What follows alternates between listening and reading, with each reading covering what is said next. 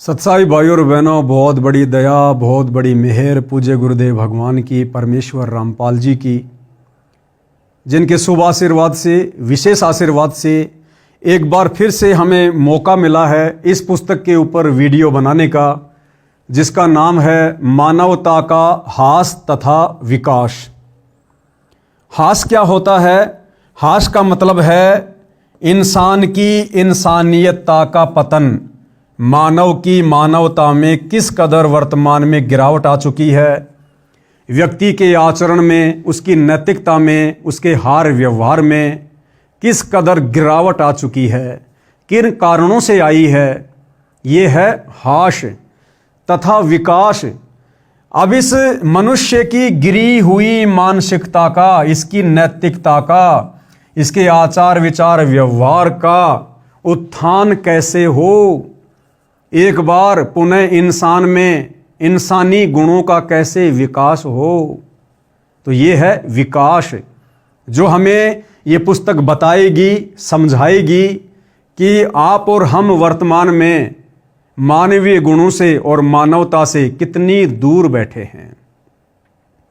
ये पुस्तक भाइयों और बहनों, चाहे सतगुरु रामपाल जी ने अपने कर कमल से लिखी हो, चाहे ये पुस्तक राष्ट्रीय समाज सेवा समिति वाले भक्तों ने लिखी हो, हमने केवल गुरुदेव भगवान के तत्व ज्ञान को आधार बनाकर, यानी जो नीर खीर का निबेरा करना गुरुदेव ने अपने सत्संगों के माध्यम से हमें समझा दिया, सिखा दिया है, हमने तत्व ज्ञान का प्रयोग करके इस पुस्तक में नीर खीर का निबेरा करना है। भक्ति मार्ग में हमारे मतलब की कौन सी बातें हैं, हमें किन बातों से दृढ़ता मिले, हमारा विश्वास दृढ़ हो और हम मर्यादाओं में रहकर अपनी भक्ति को सफल कर सकें, हमने वो तमाम जानकारी भाइयों और बहनों इस पुस्तक से प्राप्त करनी है।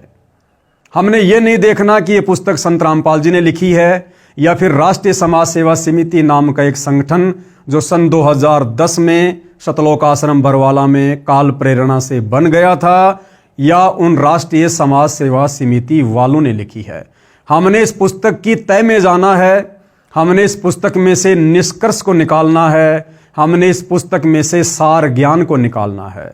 क्योंकि परमेश्वर जी कहते हैं कि साधु ऐसा जानिए जैसे सीप स्वभाव, और सार सार को गहले थोता दे उड़ाए।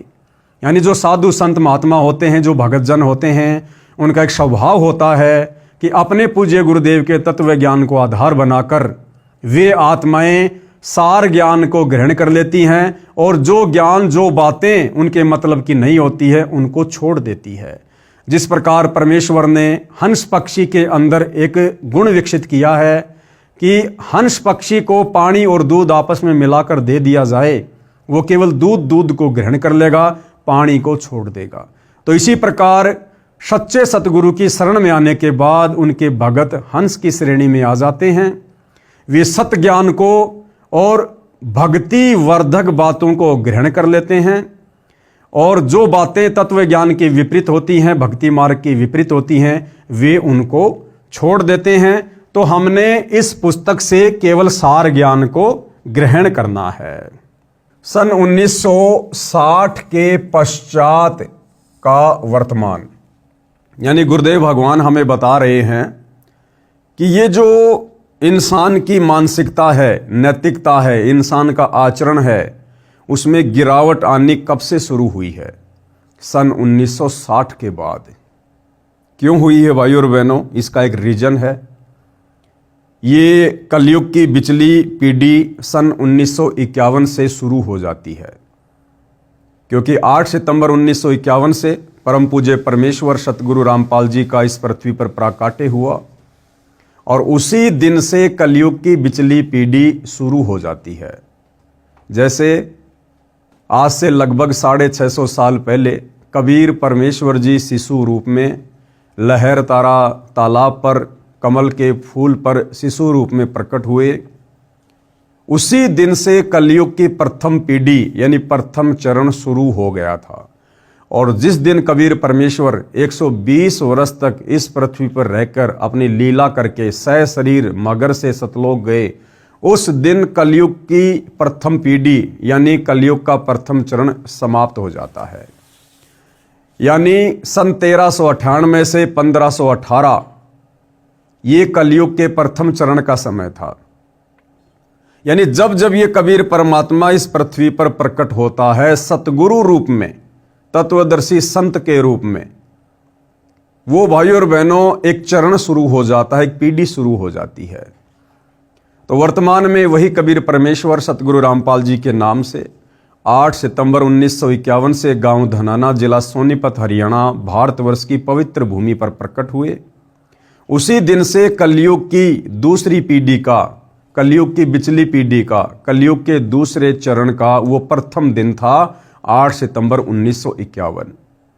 और जब तक सतगुरु रामपाल जी परमेश्वर जो भी वो लीला कर रहे हैं इस पृथ्वी पर रहेंगे, तब तक भाई और बहनों ये कलयुग की बिचली पीढ़ी का समय चलेगा, बिचली पीढ़ी रहेगी।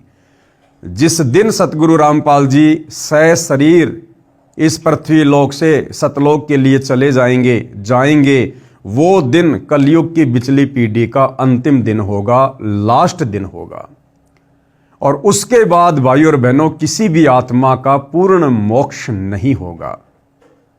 तो आप और हमारे लिए ये भी एक बहुत अच्छा गोल्डन चांस है, और हमने विचार भी करना चाहिए कि हमने इस कदर सतगुरुदेव भगवान की मर्यादा में रह के भक्ति करके उनको प्रसन्न करने का प्रयत्न करना चाहिए कि पूज्य गुरुदेव भगवान इस पृथ्वी पर रहते सहते आप और हमें सतलोक भेज दें। क्योंकि भाई और बहनों सतलोक जाने के लिए उम्र की, आयु की, एज की कोई सीमा नहीं है कि भाई जिस प्रकार से कलयुग में परमात्मा ने इंसान की आयु लगभग 100 वर्ष के आसपास निर्धारित की हुई है। तो जरूरी नहीं है कि हम 80 साल के होंगे, हम 70 साल के होंगे या 90 साल के होंगे, उसी समय हम सतलोक जा पाएंगे। गुरुदेव भगवान कहते हैं भाई जीवन तो थोड़ा ही भला जय सत सुमरण हो, और लाख बरस का जीवना लेख धरे न कोई। अगर आपको सत भक्ति मिल चुकी है, सच्चा सतगुरु मिल चुका है, सतलोक जाने का मार्ग मिल चुका है, तो परमात्मा कहते हैं कि थोड़े समय में तू ऐसी लगन लगा कि तेरा सतगुरु तेरे ऊपर प्रसन्न हो, अपनी मेहर बख्शे और तुझे विमान में बैठाकर सतलोक भेज दे। तो भाइयों और बहनों, कबीर परमेश्वर जी की सत भक्ति में उम्र का कोई लेखा जोखा नहीं है। और जिस व्यक्ति के पास में सत भक्ति नहीं है, अगर लाखों वर्ष भी उसकी उम्र है तो भी अंत में लक 84 में जाएगा, गधे का गधा रहेगा।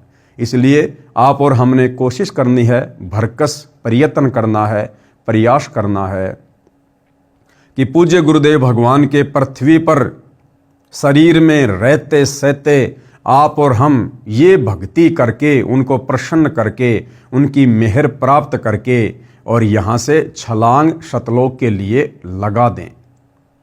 एक उदाहरण दिया गुरुदेव भगवान ने। आदरणीय गरीबदास जी जो लगभग 350 वर्ष पहले गांव छुडानी, जिला झज्जर, हरियाणा में आए हुए थे। आदरणीय गरीबदास जी ने मात्र 65 साल की उम्र में अपना शरीर त्याग दिया था। उनके भक्तों ने, गांव वालों ने उनसे प्रार्थना की कि हे गुरुदेव भगवान, कुछ समय और रुक जाइए, अपने अनमोल तत्व ज्ञान की बरसात कीजिए, हमें बड़ा अच्छा लग रहा है। तो आदरणीय गरीबदास जी ने कहा कि भाई ऐसे गंदे लोक में सब कुछ मैं अपनी आंखों से देख रहा हूं, और परमात्मा ने आकर सतलोक ले जाकर मुझे वहां के सुखों से परिचित करवा दिया है। मैं आंखों देख चुका हूं, अब मेरा इस गंदे लोक में मन नहीं लगता है, और क्या करूंगा मैं यहां रहकर। यहां तो रोजाना वही प्रोसीजर है, सुबह उठो, सबसे पहले लेटरिन में हाथ दो, उसके बाद नाश्ता करो, खाना खाओ, फिर सारा दिन गधे बैल की तरह काम धंधे पे चले जाओ, शाम को घर वापस आकर फिर खाना खाकर फिर रात को लेट जाओ, सुबह फिर वही प्रोसीजर। तो भाई चाहे एक दिन जी लो, चाहे लाख दिन जी लो, यहां तो वही प्रोसीजर है, मैं क्या करूंगा यहां रहकर। लेकिन भक्तों ने ज्यादा प्रार्थना की, तो आदरणीय गरीबदास जी ने उनकी प्रार्थना को स्वीकार करते हुए उन भक्तों को मात्र 6 महीने का समय और दे दिया कि भाई 6 महीने से ज़्यादा मैं इस गंदे लोक में नहीं रुकूंगा। और 6 महीने के बाद आदरणीय गरीबदास जी जो है सतलोक के लिए प्रस्थान कर जाते हैं। तो भाइयों और बहनों, आप और हमारे लिए एक शिक्षा दी है उन्होंने, क्योंकि महापुरुषों का जो लीलामय जीवन होता है वो हम भक्तों के लिए शिक्षात्मक होता है। यानी आप और हमारा भी इस गंदे लोक में जील नहीं लगना चाहिए। आज गुरुदेव भगवान ने हमें ज्ञान वाली आंखों से ये तत्व ज्ञान दे देकर, सत्संग सुना सुनाकर हमें हर स्थिति से परिचित करवा दिया है कि बच्चों, ये लोक रहने का नहीं है। यहाँ कब बिजली गिर जाए, कब कोई आफत आ जाए, आंधी आ जाए, तूफान आ जाए, कब यहाँ भूकंप आ जाए, अकाल पड़ जाए, लड़ाई झगड़े हो जाएं, महामारियां फैल जाएं, तुम यहाँ पर रह कैसे रहे हो? तुम्हारा यहाँ पर मन कैसे लग रहा है? ये रहने की जगह नहीं है। और जो रहने की जगह है, जो शाश्वत स्थान है, सतलोक, अमरलोक, अमरापुर, गुरुदेव भगवान ने अपने सत्संगों के माध्यम से महापुरुषों की जीवनी के उदाहरण दे देकर, शास्त्रों से प्रमाण दे देकर आप और हमारी आंखें पूर्णतया खोल दी है भाइयों और बहनों, कि यदि इस सृष्टि में रहने योग्य कोई स्थान है तो केवल सतलोक है। इसके अलावा हम केवल दुख झेल रहे हैं, नरक झेल रहे हैं। तो भाइयों और बहनों, जिन ज्ञान वाली आंखों से पूज्य गुरुदेव भगवान ने हमें सत्संग सुना सुनाकर इस गंदे लोक की वास्तविकता और सतलोक के सुखों से परिचित करवा दिया है, अब आप और हमारा भी आदरणीय गरीबदास जी की भांति इस गंदे लोक में मन नहीं लगना चाहिए। हमारा मन इस गंदी वृत्ति से, विषय विकारों से, इस गंदे लोक की व्यवस्था से हटकर सतलोक में लगना चाहिए। तभी भाइयों और बहनों, परमेश्वर हम पर रजा करेंगे, अपनी मेहर बख्शेंगे और समय रहते परमेश्वर आप और हमें सतलोक लेकर जाएंगे। यानी घोड़े के आगे घास डाली जा सकती है, खाना या ना खाना उसकी भूख के ऊपर निर्भर करता है। तो गुरुदेव भगवान ने हमें समझाने में, ज्ञान देने में, समाधान करने में कोई कमी नहीं छोड़ी है। अब भाइयों और बहनों, आप और हमारी लगन के ऊपर है, हमारी श्रद्धा के ऊपर है कि हम सतलोक जाना चाहते हैं या नहीं जाना चाहते हैं। तो कहने का मतलब है 8 सितंबर 1951 को सतगुरु रामपाल जी परमेश्वर जी के इस पृथ्वी पर प्रकट होते ही कलयुग की दूसरी पीढ़ी का दिन शुरू हो जाता है। काल को चिंता हो जाती है, परेशान हो जाता है, और काल उतनी ही तेज रफ्तार से इंसान की इंसानियत को, मानव की मानवता को, उसकी नैतिकता को, उसके आचरण को नीचे गिराना शुरू कर देता है। तो 1960 के बाद किस कदर और किस तेज गति से मानवता में, इंसानियत में गिरावट आई है, ये आप और हमसे छुपा हुआ नहीं है। तो गुरुदेव कह रहे सन 1960 के पश्चात का वर्तमान, यानी आज इंसान का दुश्मन बनकर बैठा हुआ है। एक धर्म दूसरे धर्म का दुश्मन बन बैठा है। हिंदू मुसलमान के झगड़े, सिख हिंदू के झगड़े, ईसाई हिंदू के झगड़े, आपस में छोटी छोटी बातों को लेकर, संपत्ति को लेकर भाई भाई का झगड़ा, बाप बेटे का प्यार रहा नहीं, माँ बेटी का प्यार रहा नहीं, समाज में इंसान की कोई कदर, कोई इज्जत रही नहीं।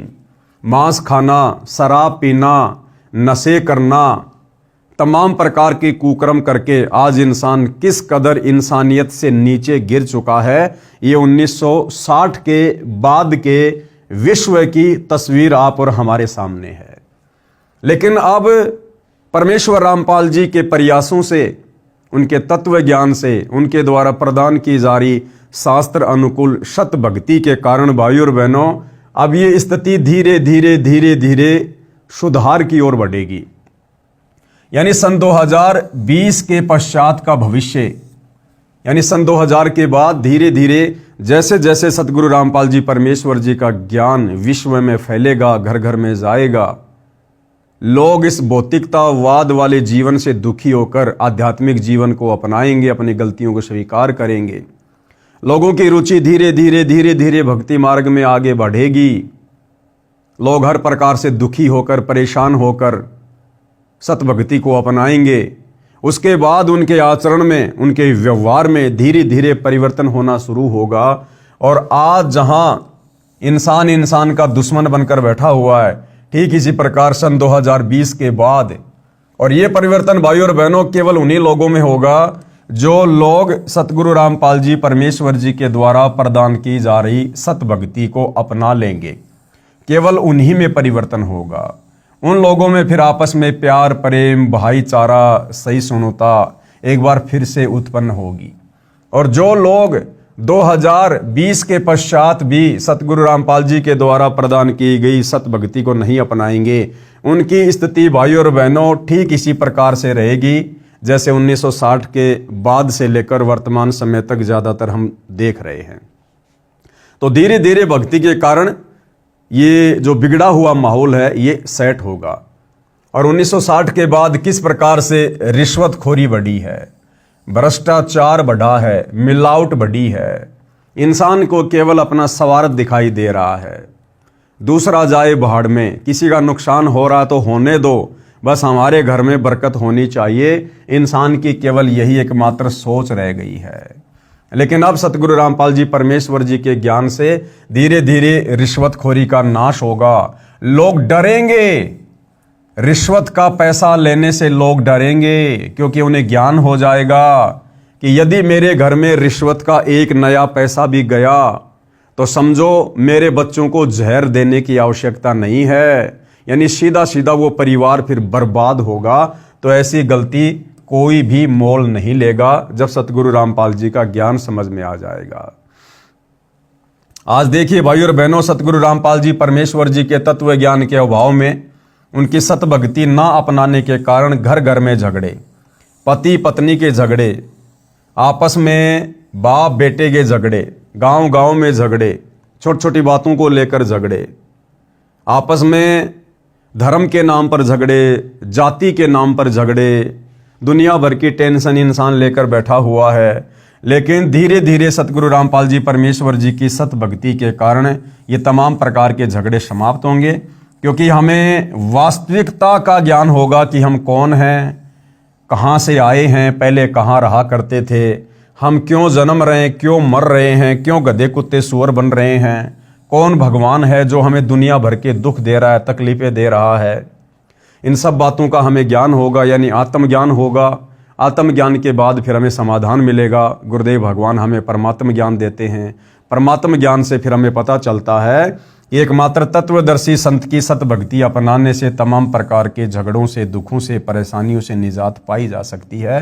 तो इस सत भक्ति को अपनाकर जो वर्तमान में सतगुरु रामपाल जी परमेश्वर दे रहे हैं, इनके अलावा ये शास्त्र अनुकूल सत भक्ति, सुख देने वाली भक्ति, भाग्य में परिवर्तन कर देने वाली भक्ति इस पूरे विश्व में ना किसी आचार्य के पास है, ना किसी शंकराचार्य के पास है, ना किसी धर्म के धर्म गुरु के पास है।